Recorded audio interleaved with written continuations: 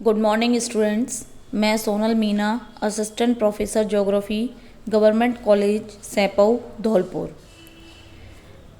BA तृतीय वर्ष में सेकंड पेपर भारत का भूगोल के अंतर्गत हम भारत की जलवायु के बारे में पढ़ रहे थे। उसमें मैंने आपको जो भारत में कौन कौन सी ऋतुएं हैं, कौन कौन से कारक हैं जो भारत की जलवायु को प्रभावित करते हैं, उसके बारे में इससे पहले के लेक्चर्स में पढ़ाया। ये जो मैंने आज आपके लिए जो लेक्चर प्रिपेयर किया है, इसमें मैं कुछ प्रमुख तथ्यों के बारे में चर्चा करूँगी जो कि आप जैसे जलवायु है, चाहे मानसून है, किसी भी क्षेत्र का तापमान है, इससे रिलेटेड जब आप कोई भी अध्ययन करते हैं तो उसमें कुछ शब्द आते हैं जिनके बारे में भी आपको पता होना चाहिए कि उनका अर्थ क्या होता है। तो इस लेक्चर में वो जो इम्पोर्टेंट शब्द हैं या जो प्रक्रियाएं जिनके बारे में हम जैसे हम नाम लेते हैं, जैसे कटिबंध है, विषुव है, आयन है, उपसौर अपसौर की स्थिति, इस तरीके से हम विभिन्न चीज़ों को समझते हैं। तो हमें पता होना चाहिए कि कटिबंध क्या होता है, उपसौर क्या होता है, अपसौर क्या होता है, जिससे कि आपको कोई भी मतलब भारत से ही मतलब नहीं है, एशिया के लेवल पे, विश्व स्तर पे आप किसी भी क्षेत्र के जलवायु, तापमान आदि विभिन्न चीज़ों को समझने का प्रयास करेंगे तो उसमें आपको समझने में मदद मिलेगी। सबसे पहले आता है पृथ्वी की दैनिक गति या घूर्णन गति। इसके बारे में ज़्यादातर हम जब पढ़ते हैं तो ऐसे आता है कि पृथ्वी अपनी दैनिक गति इतने समय में पूरा करती है। तो दैनिक गति होती क्या है? पृथ्वी जो होती है वो अपने अक्ष पर घूमती है और अपने अक्ष पर ये थोड़ी सी झुकी हुई है। कितने डिग्री? 23.5 डिग्री। अक्ष पर सीधी ना होकर कैसी है? झुकी हुई अवस्था में है। तो ये अपने अक्ष पर पश्चिम से पूर्व घूमती है और इसकी चाल होती है 1610 किलोमीटर प्रति घंटा। एक चक्कर ये पूरा करती है 23 घंटे 56 मिनट और 4 सेकंड में। जो हम 24 घंटे कहते हैं, जैसे 24 घंटे का समय होता है तो नॉर्मली वो जो समय होता है वो होता है 23 घंटे 56 मिनट 4 सेकंड का। तो पृथ्वी जब घूर्णन गति करती है या अपनी दैनिक गति करती है, इसके कारण ही दिन और रात की स्थिति पैदा होती है। जैसे आपने देखा है दिन होता है और फिर क्या हो जाता है? रात हो जाती है। तो ये परिस्थितियाँ किसके कारण उत्पन्न होती हैं? पृथ्वी की दैनिक गति के कारण। तो दैनिक गति का मतलब क्या है? पृथ्वी अपने अक्ष पर जो एक दिन में चक्कर पूरा करती है उसको पृथ्वी की दैनिक गति कहते हैं। सेकंड आता है वार्षिक गति या परिक्रमण गति। दैनिक गति एक दिन की होती है, वार्षिक गति होती है पूरे एक साल की। पृथ्वी जो होती है वो सूर्य के चारों ओर चक्कर लगाती है और पृथ्वी का जो चक्कर होता है वो 365 दिन 5 घंटे 48 मिनट और 46 सेकंड का होता है। तो आप देखेंगे कि हमारे कुल कितने महीने हैं? 12 महीने हैं और 12 महीने में दिन कितने होते हैं? 365 होते हैं। कभी कभी फरवरी जो होता है उसमें दिन बढ़ जाता है और घट जाता है। तो इस तरीके से जो वार्षिक गति है वो पूरे एक साल में कंप्लीट होती है और इसमें जो समय लगता है, यानी इसमें जितना समय लग रहा है, जो 365 दिन लग रहे हैं, उसे हम सौर वर्ष कहते हैं। पृथ्वी जो है उसकी जो वार्षिक गति है उसमें ऋतु परिवर्तन, उसके अलावा उसके अक्ष पर झुका होना और सूर्य की जो सापेक्ष स्थिति है उसमें जो परिवर्तन आता है, ये सभी जो क्रियाएं होती हैं, इन सभी का प्रभाव जो है वो वार्षिक गति पे पड़ता है। अर्थात वार्षिक गति जो होती है वो ऋतु परिवर्तन पर, पृथ्वी के अक्ष पर झुके होने के कारण और जो सूर्य की सापेक्ष स्थिति है उसके ऊपर डिपेंड करती है। उसी के कारण ये जो वार्षिक गति होती है उसमें परिवर्तन होता है। वार्षिक गति के कारण जो पृथ्वी पर दिन और रात छोटे बड़े होते हैं वह स्थिति उत्पन्न होती है। दैनिक गति से तो क्या होता है? दिन और रात बनते हैं और कभी दिन बड़े रातें छोटी होती है। जैसे सर्दियों में क्या होता है? दिन छोटे होते हैं, रातें बड़ी होती हैं। गर्मियों में क्या होता है? दिन बड़े होते हैं, रातें कैसी होती? छोटी होती हैं। तो ये क्रिया किसके कारण होती है? पृथ्वी की वार्षिक गति के कारण। अगर हम देखें जो पृथ्वी का परिक्रमण काल है उसमें 21 मार्च और 23 सितंबर को सूर्य की किरणें भूमध्य रेखा पर बिल्कुल कैसी पड़ती हैं? सीधी पड़ती हैं, जिसके कारण जो पूरी पृथ्वी है उस पृथ्वी पर रात और दिन की अवधि क्या होती है? बराबर होती है। यानी 21 मार्च को और 23 सितंबर को जो दिन और रात की अवधि होगी वो कैसी होगी? बराबर होगी। और बाकी के समय में हम बात करें तो दिन और रात कैसे हो जाते हैं? छोटे और बड़े हो जाते हैं। तो ये भी कई बार क्वेश्चन पूछा जाता है कि दिन रात की अवधि कब बराबर होती है, तो आपको पता होना चाहिए 21 मार्च को और 23 सितंबर को। अब जैसा आपको सामने एक चित्र दिखाई दे रहा है, ये हमारी पृथ्वी है, जिसमें आप देखेंगे कि इस पृथ्वी की स्थिति को अगर मैं आपको समझाती हूँ तो ये ऊपरी भाग है उत्तरी ध्रुव और दक्षिणी भाग है दक्षिणी ध्रुव। ये 90 डिग्री पे होता है। बीच में ये जो 0 डिग्री क्षेत्र है, ये है 0 डिग्री। इसको हम भूमध्य रेखा, विषुवत रेखा कहते हैं। इसके बाद में जैसे ही आप इससे उत्तर में चलेंगे, यानी इस भूमध्य रेखा के उत्तर में क्या है, पूरा उत्तरी गोलार्ध है, और इसके दक्षिण में क्या है, दक्षिणी गोलार्ध है। जैसे मैंने आपको बताया था भारत की स्थिति किस में है, उत्तरी गोलार्ध में। तो उत्तरी गोलार्ध में कैसे है, ये जो 0 डिग्री रेखा है इसके ऊपर भारत स्थित है। जब विश्व का नक्शे में हम 0 डिग्री रेखा को देखेंगे तो वो बिल्कुल मिड में आती है और उसके ऊपर भारत की स्थिति है। अब देखिए, जैसे ही उत्तरी गोलार्ध में आप बढ़ेंगे तो ये 23.5 डिग्री उत्तरी अक्षांश पर है कर्क रेखा। कर्क रेखा गुजरती है भारत के बीच से।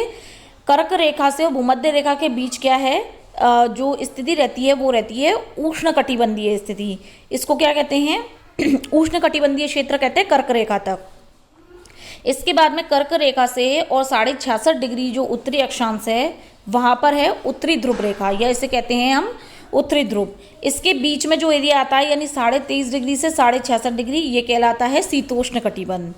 और 66.5 से जो 90 डिग्री का क्षेत्र है वो कहलाता है शीत कटिबंध।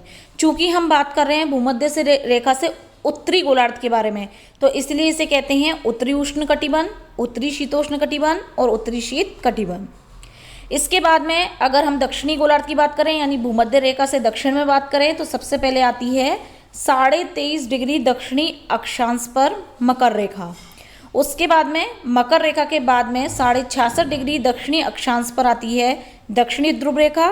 तो जो भूमध्य रेखा और मकर रेखा का बीच का क्षेत्र है वो उष्ण कटिबंध है, लेकिन वो दक्षिणी गोलार्ध में, इसलिए उसे कहेंगे दक्षिणी उष्ण कटिबंध। इसके बाद में मकर रेखा से दक्षिणी ध्रुव रेखा के बीच में आता है दक्षिणी शीतोष्ण कटिबंध, और दक्षिणी ध्रुव रेखा से यानी 66.5 डिग्री से 90 डिग्री तक आता है दक्षिणी शीत कटिबंध।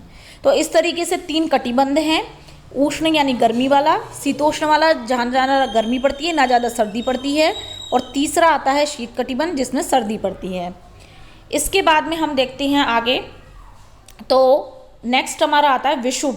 विषुव क्या होता है, सूर्य की किरणें जब भूमध्य रेखा पर सीधी पड़ती हैं, बिल्कुल एकदम कैसी पड़ेंगी, सीधी लंबवत, तो उसको हम कहते हैं विषुव की स्थिति। विषुव वर्ष में 2 बार होता है, 21 मार्च को जिसे वसंत विषुव कहते हैं क्योंकि उस टाइम बसंत ऋतु होती है, और 23 सितंबर को जिसे हम शरद विषुव कहते हैं। जैसा इस चित्र में, इससे पहले मैंने आपको जो चित्र समझाया उसमें आपको दिखाई दे रहा है भूमध्य रेखा पर वसंत विषुव और शरद विषुव की स्थिति दिखाई गई है। इसके बाद हम नेक्स्ट बात करें तो आता है आयन। आयन क्या होते हैं, जो 23.5 डिग्री उत्तरी अक्षांश से यानी कर्क रेखा से 23.5 डिग्री दक्षिणी अक्षांश अर्थात मकर रेखा के बीच में जो भूभाग है वहाँ पर वर्ष में कभी ना कभी सूर्य की किरणें सीधी चमकती हैं, तो उससे हम क्या कहते हैं, आयन। अर्थात कर्क रेखा से लेके मकर रेखा के बीच में जब सूर्य की किरणें सीधी चमकती हैं तो वह स्थिति आयन की स्थिति कहलाती है। उत्तरी आयन क्या होता है, या उत्तरायण बोलते हैं, जैसे मैंने आपको पहले समझाया था, इससे पहले के लेक्चर में एक उत्तरायण शब्द आया था। तो उत्तरायण क्या होता है, 0 डिग्री अक्षांश से 23.5 डिग्री उत्तरी अक्षांश के मध्य अर्थात भूमध्य रेखा से कर्क रेखा के बीच में जब सूर्य की स्थिति होती है तो उसे हम उत्तरायण की स्थिति कहते हैं। और जब 0 डिग्री दक्षिणी अक्षांश से 23.5 डिग्री दक्षिणी अक्षांश अर्थात भूमध्य रेखा से मकर रेखा के बीच सूर्य की स्थिति होती है तो उसे हम दक्षिणायन की स्थिति कहते हैं।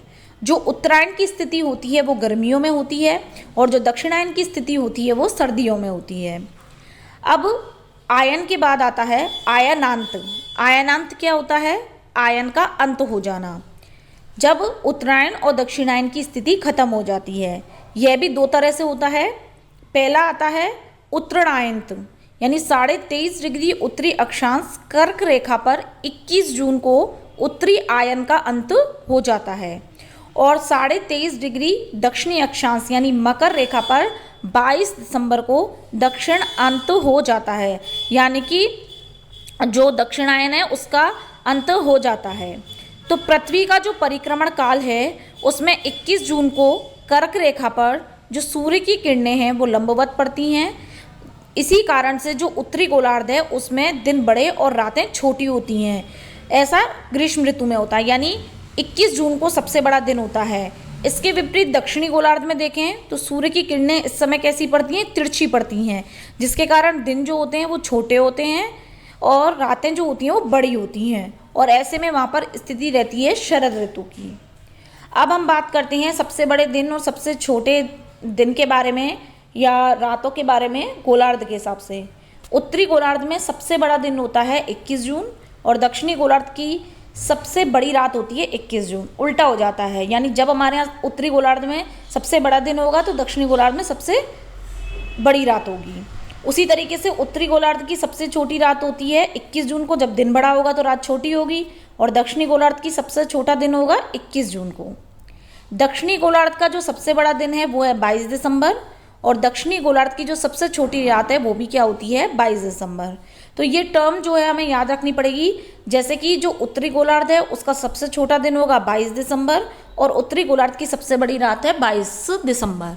तो इसको आप इस तरह से याद कर सकते हैं कि उत्तरी गोलार्ध का सबसे बड़ा दिन है 21 जून और सबसे छोटा दिन है 22 दिसंबर, जबकि दक्षिणी गोलार्ध का सबसे बड़ा दिन होता है 22 दिसंबर और सबसे छोटा दिन होता है दक्षिणी गोलार्ध का 21 जून।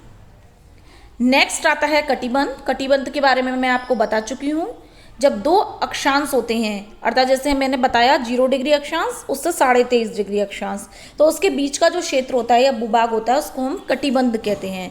जैसे हमारे पृथ्वी पे 3 कटिबंध हैं, 0 डिग्री से 23.5 डिग्री उत्तरी व दक्षिणी अक्षांश उष्ण कटिबंध है, 23.5 डिग्री से 66.5 डिग्री उत्तरी व दक्षिणी अक्षांश शीतोष्ण कटिबंध है, और 66.5 डिग्री से 90 डिग्री उत्तरी और दक्षिणी अक्षांश शीत कटिबंध है।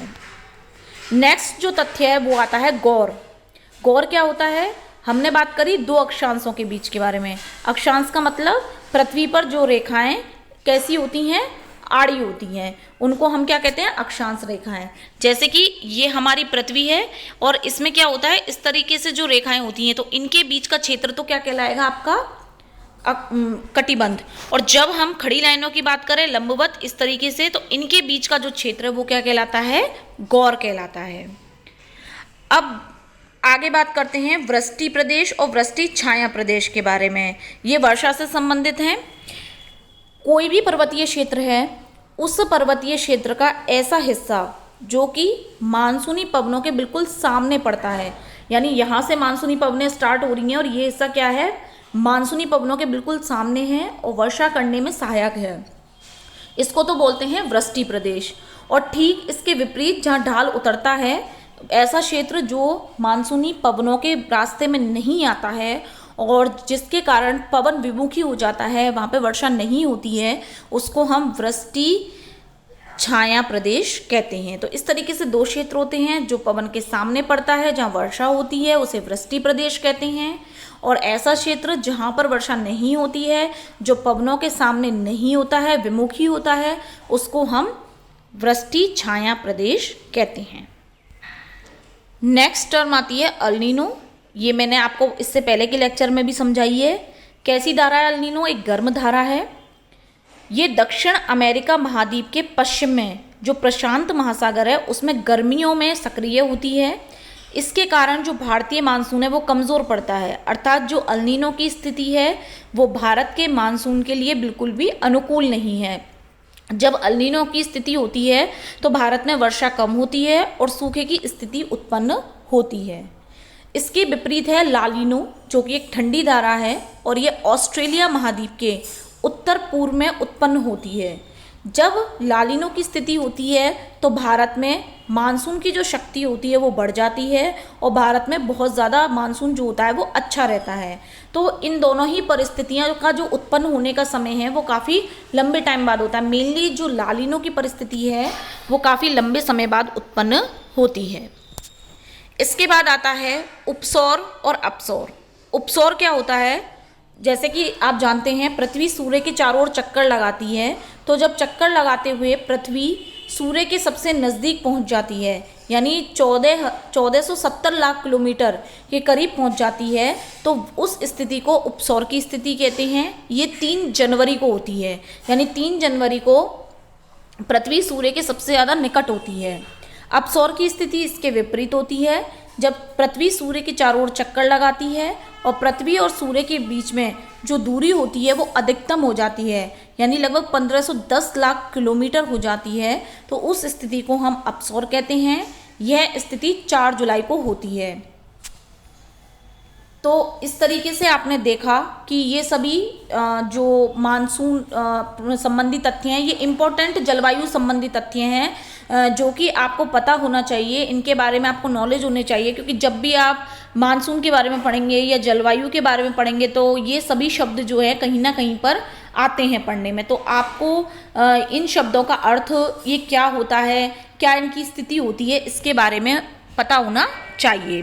तो इसके बाद में अब जो मैं आपको नेक्स्ट लेक्चर है उसमें भारतीय मानसून की जो पूरी प्रक्रिया है, कैसे कैसे मानसून की उत्पत्ति होती है, कौन कौन सा मानसून आता है, साथ ही भारत में वर्षा का वितरण कैसा है, कौन से क्षेत्रों में ज़्यादा वर्षा होती है, कहाँ पर कम वर्षा होती है, इसके बारे में पढ़ाऊंगी।